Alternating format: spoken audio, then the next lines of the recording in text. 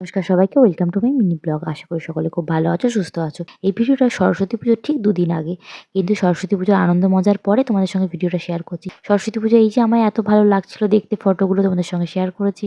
আর চুলটা এত সুন্দর দেখতে হয়েছিল সেটা কিন্তু পিয়া লেডিস বিউটি পার্লারে গিয়ে ঠিক করেছি। পিয়াদির কোনো অ্যাড দিতে হবে না। দেখো আমার চুলটা কি খারাপ অবস্থা ছিল, তারপরে পিয়াদি আমার চান করাতে শুরু করলো।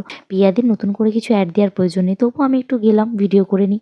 আমি তো সব কিছু তোমাদের সঙ্গে শেয়ার করি। যে কিনার পিয়া লেডিস বিউটি পার্লার, পিয়াদির পার্লার, যেটা আমরা কম বেশি সবাই চিনি। তো ওখানে আমি এর আগেও একবার হেয়ার স্ট্রেটনিং করিয়েছি, হেয়ার স্মুথনিং করিয়েছি, আর মাঝে মাঝে স্পা করতে যাই। আবার একবার পিয়াদি বলে হেয়ারটা স্মুথনিং করিয়ে নাও, তারপর ন্যানোপ্লাস্টিয়া 6 মাস পর করাবে। তো পিয়াদির কথা অনুযায়ী শুরু হয়ে গেল কাজ।